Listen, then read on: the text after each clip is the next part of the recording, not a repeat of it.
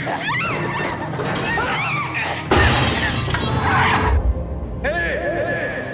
sentenced you. So guys आज हम देखने वाले एक अमेरिकन ड्रामा मूवी इनहेल को। तो चलिए मूवी को शुरू करते हैं। तो कहानी की शुरुआत में हम देखते हैं काइल को।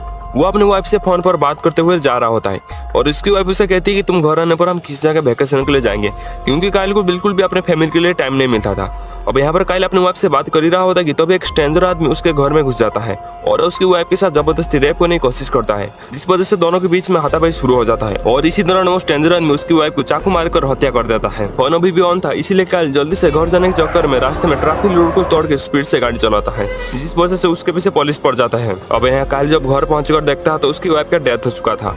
काइल जब बाहर आकर देखता है तो बाहर एक ब्लैक शर्ट पहने एक आदमी दिखाई देता है और इसी ने ही उसकी वाइफ को मारा होता है।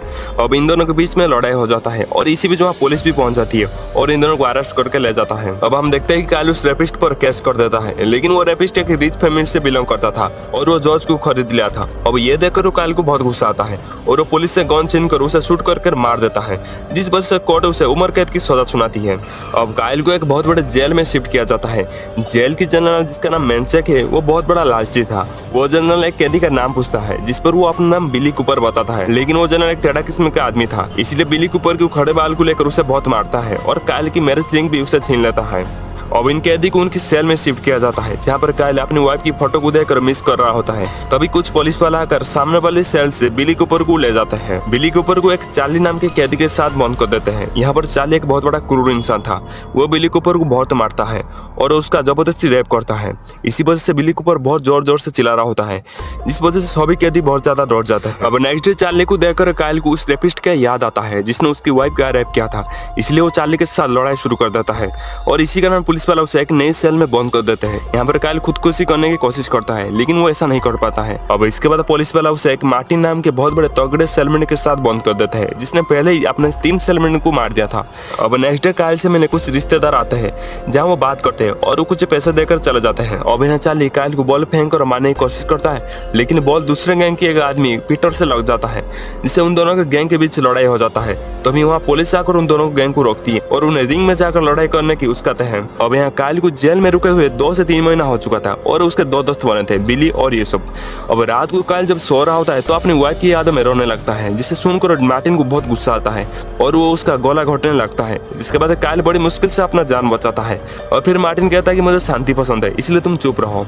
अब यहाँ पर नेक्स्ट डे काइल, बिली और यूसुफ डिनर कर रहे होते हैं। तो यहाँ पर चार्ली आकर काइल के खाने में थूक देता है और बिली से कहता है कि तुम रात में मेरे सेल में आने, और ये कहकर वहां से चला जाता है। फिर हम जान पाते हैं कि काइल अपना सेल चेंज करना चाहता है, इसीलिए वो पुलिस वाले को पैसे देकर अपने सेल चेंज करने को कहता है, लेकिन पुलिस वालों से ज्यादा पैसे मांगते हैं। अब हम देखते हैं कि रिंग में चार्ली गैंग और पीटर गैंग के बीच लड़ाई होती है और ये लड़ाई तब तक होती है जब तक एक आदमी मर ना जाए और पुलिस वाला उन पर सट्टा लगाकर बहुत सारे पैसे कमाते हैं। अब इसी बीच काइल यूसुफ से पूछता है कि क्या मार्टिन भी रिंग में जाकर लड़ता था, जिस पर यूसुफ कहता है कि हाँ, पहले वो लड़ता था, लेकिन जब से वो बुक पढ़ना शुरू किया है तब से वो शांति से इस जेल में रहता है।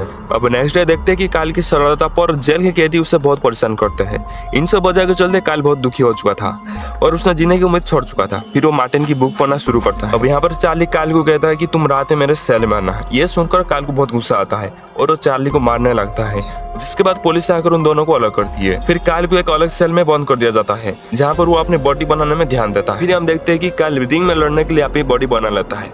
फिर वो रिंग में जाकर लड़ाई करता है, जहाँ पर वो चार्ली से फाइट करता है और वो बॉडी आसानी से चार्ली को हरा देता है और ऐसे ही काइल धीरे धीरे जेल के सबसे अच्छा फाइटर बन जाता है। अब इसके बाद जेल में रशियन इंडिपेंडेंस डे मनाया जाता है, जहाँ पर यूसुफ बिली को जेल से बाहर निकलने की चाबी देकर कहता है कि तुम यहाँ से बाहर निकल सकते हो, लेकिन जब बिली उस रास्ते से जाता है तो वहाँ पर कोई भी रास्ता नहीं होता है और पुलिस उसे पकड़ लेती है। दूसरी तरफ हमें एक और तगड़े बॉडी बिल्डर को दिखाया जाता है, जिसका नाम बाल्या है। बाल्या दूसरे जेल के एक कैदी था, जिसे खास तौर पर काइल से फाइट करने के लिए लाया गया था। लेकिन इसी वजह हमें एक और बात जान पाते कि यूसुफ ने पुलिस के कहने पर बिल्ली को भागने में मजबूर किया था, ताकि बिल्ली की सजा के तौर पर उसे बाल्या के सेल में भेजा जा सके। और ऐसा ही होता है और बाल्या ने भी बिल्ली का जबरदस्ती रेप किया। और जब काइल बिल्ली का हालत देखता है तो वो बहुत दुखी हो जाता है। मरने से पहले वो काइल को कहता है कि तुम ये सब छोड़कर शांति से इस जेल में रहो और ये कहकर वो मर जाता है। फिर नेक्स्ट डे जब बाल्या को काल के सामने फाइट करने के लिए लाया जाता है तब काल लड़ने की वजह उधर ही बैठ जाता है। पुलिस उसे लड़ने के लिए कहती है लेकिन वो नहीं लड़ता है। फिर पुलिस उसे सजा देने के लिए एक खंबे में बांध देती है। और दूसरी तरफ जब मार्टिन को पता चलता है कि ईश्वर की वजह से बिली की मौत हुई है तो मार्टिन उसे मार देता है।